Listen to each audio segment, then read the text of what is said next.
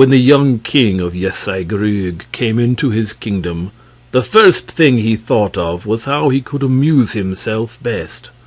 The sports that all his life had pleased him best suddenly seemed to have grown dull, and he wanted to do something he had never done before. At last his face brightened. "I know," he said. "I will go and play a game with the Gruagach." Now the Gruagach was a kind of wicked fairy with long curly brown hair, and his house was not very far from the king's house. But though the king was young and eager, he was also prudent, and his father had told him on his deathbed to be very careful in his dealings with the good people, as the fairies were called. Therefore, before going to the Gruagach, the king sought out a wise man of the countryside. "I am wanting to play a game with the curly-haired Gruagach," said he. "Are you indeed?" replied the wizard.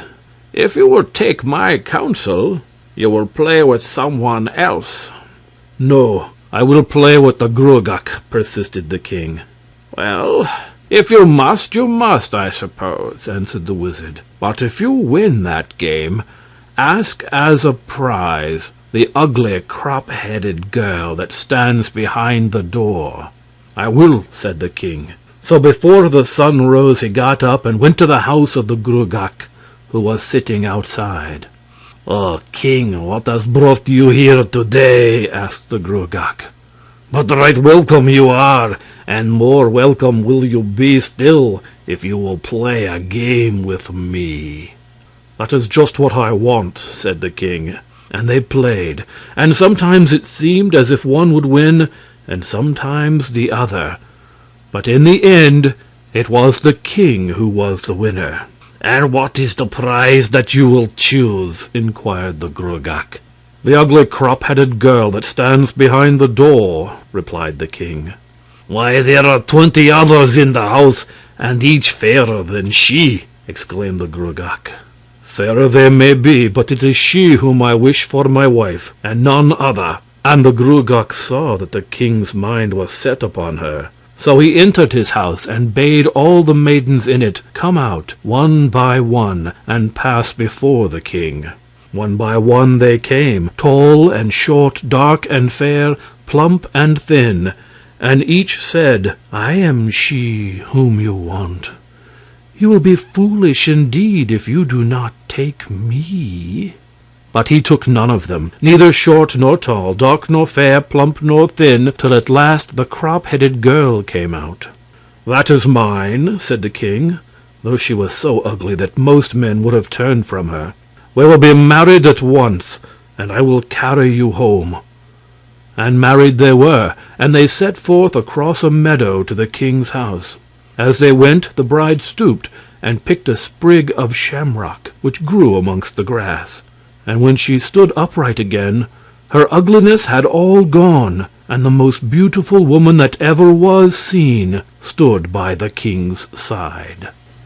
The next day, before the sun rose, the king sprang from his bed and told his wife he must have another game with the Gruagach. "If my father loses that game and you win it," said she, "accept nothing for your prize but the shaggy young horse with the stick saddle." "I will do that," answered the king, and he went. "Does your bride please you?" asked the Gruagach, who was standing at his own door. "Ah, does she not?" answered the king quickly. "Otherwise I should be hard indeed to please. But will you play a game today?" "I will," replied the Gruagach. And they played, and sometimes it seemed as if one would win, and sometimes the other. But in the end the king was the winner. "What is the prize that you will choose?" asked the Gruagach. "The shaggy young horse with the stick saddle," answered the king. But he noticed that the Gruagach held his peace, and his brow was dark as he led out the horse from the stable. Rough was its mane and dull was its skin, but the king cared nothing for that, and throwing his leg over the stick saddle, rode away like the wind. On the third morning the king got up as usual before dawn, and as soon as he had eaten food he prepared to go out, when his wife stopped him.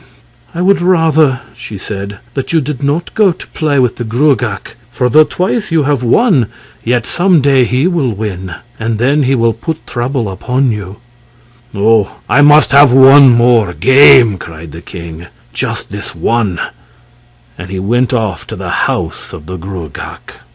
Joy filled the heart of the Gruagach when he saw him coming, and without waiting to talk they played their game. Somehow or other the king's strength and skill had departed from him, and soon the Gruagach was the victor. "Choose your prize," said the king when the game was ended, "but do not be too hard on me, or ask what I cannot give." "The prize I choose," answered the Gruagach, "is that the crop-headed creature should take thy head and thy neck, if thou dost not get for me the sword of light that hangs in the house of the king of the oak windows." "I will get it," replied the young man bravely, but as soon as he was out of sight of the Gruagach, he pretended no more, and his face grew dark, and his steps lagging. "You have brought nothing with you tonight," said the queen, who was standing on the steps awaiting him. She was so beautiful that the king was fain to smile when he looked at her, but then he remembered what had happened, and his heart grew heavy again. "What is it? What is the matter? Tell me thy sorrow, that I may bear it with thee, or it may be help thee." Then the king told her everything that had befallen him, and she stroked his hair the while. "That is nothing to grieve about," she said when the tale was finished. "You have the best wife in Erin, and the best horse in Erin. Only do as I bid you, and all will go well." And the king suffered himself to be comforted. He was still sleeping when the queen rose and dressed herself, to make everything ready for her husband's journey, and the first place she went to was the stable, where she fed and watered the shaggy brown horse and put the saddle on it. Most people thought this saddle was of wood, and did not see the little sparkles of gold and silver that were hidden in it. She strapped it lightly on the horse's back, and then let it down before the house where the king awaited. "Good luck to you, and victories in all your battles," she said, as she kissed him before he mounted. "I need not be telling you anything. Take the advice of the horse, and see you obey it." So he waved his hand and set out on his journey, and the wind was not swifter than the brown horse, no, not even the March wind, which raced it and could not catch it. But the horse never stopped, nor looked behind, till in the dark of the night he reached the castle of the king of the oak windows. "We are at the end of the journey," said the horse, "and you will find the sword of light in the king's own chamber. If it comes to you without scrape or sound, the token is a good one. At this hour the king is eating his supper, and the room is empty, so none will see you. The sword has a knob at the end, and take heed that when you grasp it, you draw it softly out of its sheath. Now go, I will be under the window." Stealthily the young man crept along the passage, pausing now and then to make sure that no man was following him, and entered the king's chamber. A strange white line of light told him where the sword was, and crossing the room on tiptoe, he seized the knob and drew it slowly out of the sheath. The king could hardly breathe with excitement, lest it should make some noise, and bring all the people in the castle running to see what was the matter. But the sword slid swiftly and silently along the case, till only the point was left touching it. Then a low sound was heard, as of the edge of a knife touching a silver plate, and the king was so startled that he nearly dropped the knob. "Quick, quick!" cried the horse, and the king scrambled hastily through the small window and leapt into the saddle. "He has heard, and he will follow," said the horse, "but we have a good start." And on they sped, on and on, leaving the winds behind them. At length the horse slackened its pace. "Look and see who is behind you," it said, and the young man looked. "I see a swarm of brown horses racing madly after us," he answered. "We are swifter than those," said the horse, and flew on again. "Look again, O king. Is anyone coming now?" "A swarm of black horses, and one has a white face, and on that horse a man is seated. He is the king of the oak windows." "That is my brother, and swifter still than I," said the horse, "and he will fly past me with a rush. Then you must have your sword ready, and take off the head of the man who sits on him, as he turns and looks at you. And there is no sword in the world that will cut off his head, save only that one." "I will do it," replied the king. And he listened with all his might, till he judged that the white-faced horse was close to him. Then he sat up very straight and made ready. The next moment there was a rushing noise, as of a mighty tempest, and the young man caught a glimpse of a face turned towards him. Almost blindly he struck, not knowing whether he had killed or only wounded the rider. But the head rolled off, and was caught in the brown horse's mouth. "Jump on my brother, the black horse, and go home as fast as you can, and I will follow as quickly as I may," cried the brown horse. And leaping forward, the king alighted on the back of the black horse, but so near the tail that he almost fell off again. But he stretched out his arm, and clutched wildly at the mane, and pulled himself into the saddle. Before the sky was streaked with red, he was at home again, and the queen was sitting waiting till he arrived, for sleep was far from her eyes. Glad was she to see him enter, but she said little, only took her harp, and sang softly the songs which he loved, till he went to bed, soothed and happy. It was broad day when he woke, and he sprang up, saying, "Now I must go to the Gruagach, to find out if the spells he laid on me are loose." "Have a care," answered the queen, "for it is not with a smile as on the other days that he will greet you. Furiously he will meet you, and will ask you in his wrath if you have got the sword, and you will reply that you have got it. Next he will want to know how you got it, and to this you must say that but for the knob you had not got it at all. Then he will raise his head to look at the knob, and you must stab him in the mole which is on the right side of his neck. But take heed, for if you miss the mole with the point of the sword, then my death and your death are certain. He is brother to the king of the oak windows, and sure will he be that the king must be dead, or the sword would not be in your hands."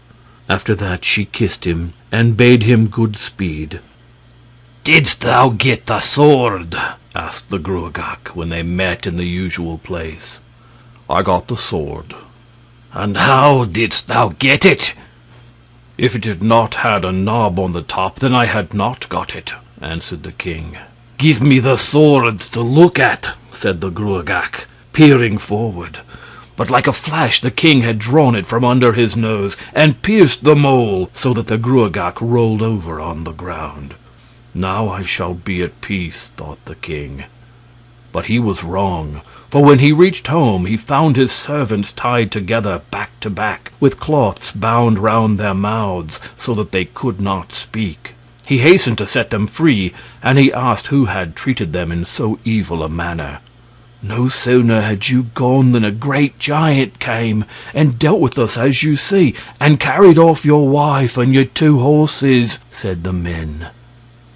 "Then my eyes will not close, nor will my head lay itself down, till I fetch my wife and horses home again," answered he. And he stopped and noted the tracks of the horses on the grass, and followed after them till he arrived at the wood, when the darkness fell. "I will sleep here," he said to himself, "but first I will make a fire." And he gathered together some twigs that were lying about, and then he took 2 dry sticks and rubbed them together till the fire came, and he sat by it. The twigs cracked and the flame blazed up, and a slim yellow dog pushed through the bushes and laid his head on the king's knee, and the king stroked his head. "Ruff, ruff," said the dog. "Sore was the plight of thy wife and thy horses when the giant drove them last night through the forest." "That is why I have come," answered the king. And suddenly his heart seemed to fail him, and he felt that he could not go on. "I cannot fight that giant," he cried, looking at the dog with a white face. "I am afraid. Let me turn homewards." "No, don't do that," replied the dog. "Eat and sleep, and I will watch over you." So the king ate and lay down and slept till the sun waked him. "It is time for you to start on your way," said the dog. "And if danger presses, call on me, and I will help you." "Farewell, then," answered the king. "I will not forget that promise." And on he went, and on, till he reached a tall cliff with many sticks lying about. "It is almost night," he thought. "I will make a fire and rest." And thus he did, and when the flames blazed up, the hoary hawk of the grey rock flew onto a bough above him. "So was the plight of thy wife and thy horses when they passed here with the giant," said the hawk. "Never shall I find them," answered the king, "and nothing shall I get for all my trouble." "Oh, take heart," replied the hawk. "Things are never so bad but what they might be worse. Eat and sleep, and I will watch thee." And the king did as he was bidden by the hawk, and by the morning he felt brave again. "Farewell," said the bird, "and if danger presses, call on me, and I will help you." On he walked, and on, till as dusk was falling he came to a great river, and on the bank there were sticks lying about. "I will make myself a fire," he thought, and thus he did, and by a smooth brown head peered at him from the water, and a long body followed it. "Sore was the plight of thy wife and thy horses when they passed the river last night," said the otter. "I have sought them and not found them," answered the king, "and naught shall I get for my trouble." "Be not so downcast," replied the otter. "Before noon tomorrow thou shalt behold thy wife. But eat and sleep, and I will watch over thee." So the king did as the otter bid him, and when the sun rose he woke and saw the otter lying on the bank. "Farewell," cried the otter as he jumped into the water, "and if danger presses, call to me, and I will help you." For many hours the king walked, and at length he reached a high rock, which was rent into two by a great earthquake. Throwing himself on the ground, he looked over the side, and right at the very bottom he saw his wife and his horses. His heart gave a great bound, and all his fears left him, but he was forced to be patient, for the sides of the rock were smooth, and not even a goat could find foothold. So he got up again, and made his way round through the wood, pushing by trees, scrambling over rocks, wading through streams, till at last he was on flat ground again, close to the mouth of the cavern. His wife gave a shriek of joy when he came in, and then burst into tears, for she was tired and very frightened. But her husband did not understand why she wept, and he was tired and bruised from his climb, and a little cross too. "You give me but a sorry welcome," grumbled he, "when I have half killed myself to get to you." "Do not heed him," said the horses to the weeping woman. "Put him in front of us, where he will be safe, and give him food, for he is weary." And she did as the horses told her, and he ate and rested, till by and by a long shadow fell over them, and their hearts beat with fear, for they knew that the giant was coming. "I smell a stranger!" cried the giant as he entered. But it was dark inside the chasm, and he did not see the king, who was crouching down between the feet of the horses. "A stranger, my lord? No stranger ever comes here, not even the sun."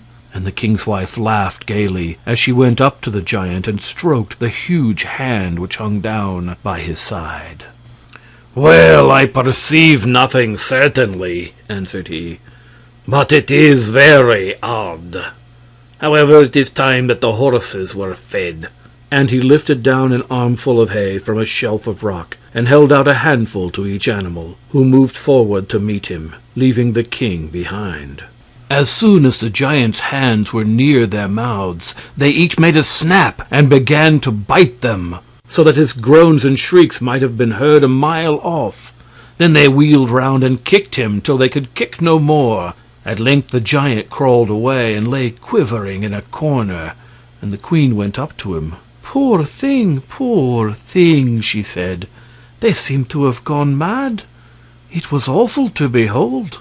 If I had had my soul in my body, they would certainly have killed me, groaned the giant.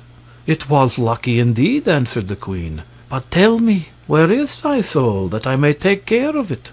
Up there in the Gruagach stone, answered the giant, pointing to a stone which was balanced loosely on an edge of rock. But now leave me, that I may sleep, for I have far to go tomorrow. Soon snores were heard from the corner where the giant lay, and then the queen lay down too, and the horses, and the king was hidden between them so that none could see him.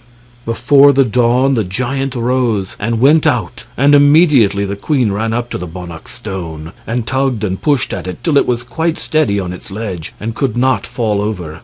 And so it was in the evening when the giant came home, and when they saw his shadow, the king crept down in front of the horses. "Why, what have you done to the Gruagach stone?" asked the giant. "I feared lest it should fall over and be broken, with your soul in it," said the queen, "so I put it further back on the ledge." "It is not there that my soul is," answered he. "It is on the threshold." But it is time the horses were fed. And he fetched the hay, and he gave it to them, and they bit and kicked him as before till he lay half dead on the ground. Next morning he rose and went out, and the queen ran to the threshold of the cave, and washed the stones, and pulled up some moss and little flowers that were hidden in the crannies, and by, when dusk had fallen, the giant came home. "You have been cleaning the threshold," said he. "And was I not right to do it, seeing that your soul is in it?" asked the queen. "It is not there that my soul is," answered the giant. "Under the threshold is a stone, and under the stone is a sheep, and in the sheep's body is a duck, and in the duck is an egg, and in the egg is my soul. But it is late, and I must feed the horses." And he brought them the hay, but they only bit and kicked him as before, and if his soul had been within him, they would have killed him outright. It was still dark when the giant got up and went his way, and then the king and the queen ran forward to take up the threshold, while the horses looked on. But sure enough, just as the giant had said, underneath the threshold was the flagstone, and they pulled and tugged till the stone gave way. Then something jumped out so suddenly that it nearly knocked them down, and as it fled past, they saw it was a sheep. "If the slim yellow dog of the greenwood were only here, he would soon have that sheep," cried the king, and as he spoke the slim yellow dog appeared from the forest with the sheep in his mouth. With a blow from the king the sheep fell dead, and they opened its body, only to be blinded by a rush of wings as the duck flew past. "If the hoary hawk of the rock were only here, he would soon have that duck," cried the king, and as he spoke the hoary hawk was seen hovering above them, with the duck in his mouth. They cut off the duck's head with a swing of the king's sword, and took the egg out of its body, but in his triumph the king held it carelessly, and it slipped from his hand and rolled swiftly down the hill, right into the river. "If the brown otter of the stream were only here, he would soon have that egg," cried the king. And the next minute there was the brown otter, dripping with water, holding the egg in his mouth. But beside the brown otter a huge shadow came stealing along, the shadow of the giant. The king stood staring at it, as if he were turned into stone, but the queen snatched the egg from the otter, and crushed it between her two hands. And after that the shadow suddenly shrank, and was still, and they knew that the giant was dead, because they had found his soul. Next day they mounted the two horses, and rode home again, visiting their friends, the brown otter and the hoary hawk and the slim yellow dog, by the way. End of The King of the Waterfalls. This recording is in the public domain.